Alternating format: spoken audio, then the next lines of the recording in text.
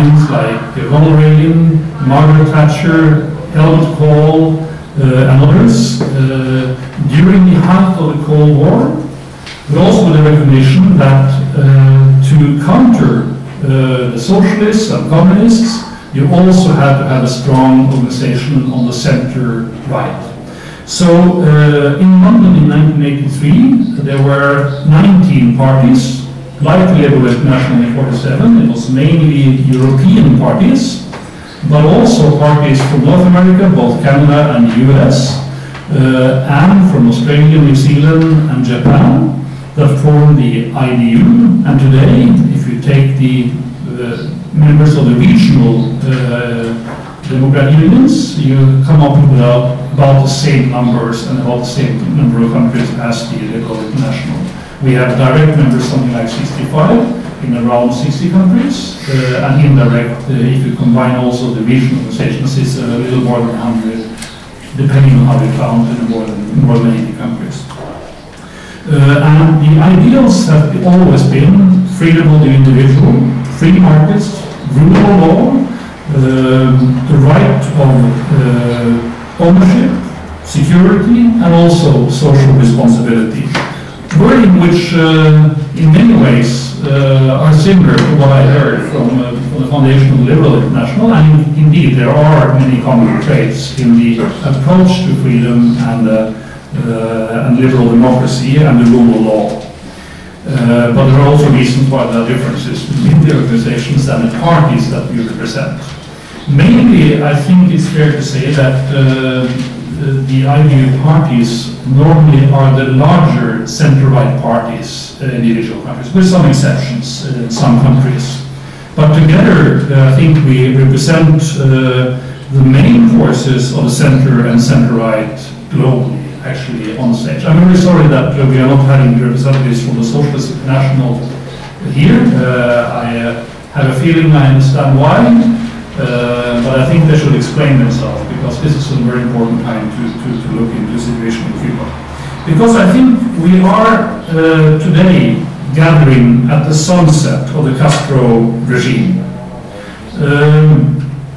The death of Rolando Zapata in February, the strong international reactions following public and high-profile assaults on the ladies in white in March and April, through violent attacks by regime-controlled thugs, have led to an unprecedented international scrutiny of Cuban actions and what Cuba is doing. And this has been important, and this is the backdrop, and I think some of the reasons why we are seeing the regime taking some steps back, because they are forced to by the attention and the pushing internationally. And the result is that Cuba is no longer a frozen problem. It's been for many decades what you can term a frozen problem. Today it's a fluid and to some extent a paradoxical one. Paradoxical because the decaying dictatorship has actually increased its influence in some countries, especially in Venezuela, as an indispensable collaborators for the Chavez regime. And Chavez, of course, in turn helps the Castro regime stay afloat with the means that he has at his disposal. But despite infusions of aid, particularly from Venezuela and China, Cuba remains an economic basket case, and certainly not just because of the decades-long American embargo, whatever you feel about the prudence of this embargo. To maintain control, the regime seems to have concluded that increased repression of the population was necessary. But the Zapata's death in February and ladies in white have produced a new situation. Over the last few months, the regime has received an international pounding unlike any it has seen in its history. And this, I believe, is the backdrop and reason why the dictatorship found it necessary to reach out to the Catholic Church, actually having the Catholic Church assuming a political role for the first time in 51 years. And the results are first the backing off on attacks on the ladies in white at the request of Cardinal Ortega, and then last week the largest release and exile of political prisoners since 1998. I agree with my colleague. They are not released to freedom. They are exiled. Verbally we hear that they are free to return. That remains to be seen. And the laws are still in place that made it possible to make those arrests and the harassments. And I should also say that we have seen a number, according to also internal forces in Cuba, a reduced number of political prisoners since the beginning of this year, already before the exile and release of the 52.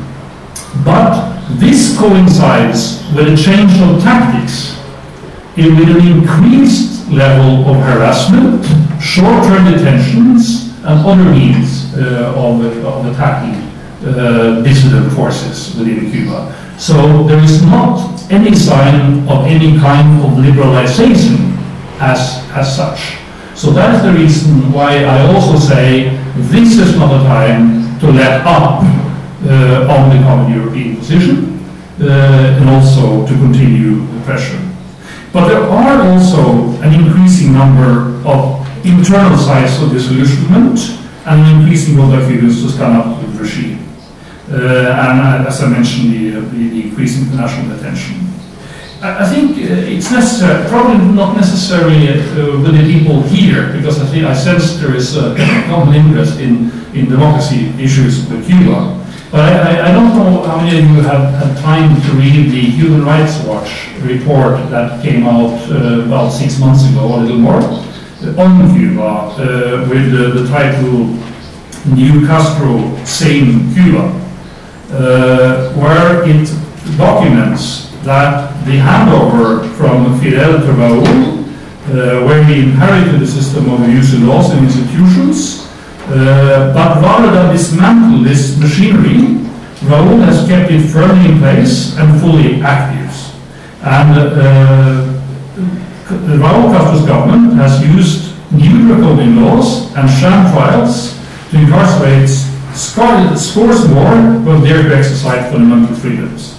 I think I should quote just 2 paragraphs of this report, the Human Rights Watch report, and I quote, Raúl Castro's government has relied in particular on a provision of the Cuban criminal code that allows the states to imprison individuals before they have committed a crime on the suspicion that they might commit an offense in the future. This dangerousness provision is overtly political, defining as dangerous any behavior that contradicts socialist norms. The most Orwellian of Cuban laws, it captures its essence of the Cuban government's repressive mindset, which views any monarchs out of step with the government as a potential threat and thus worthy of punishment.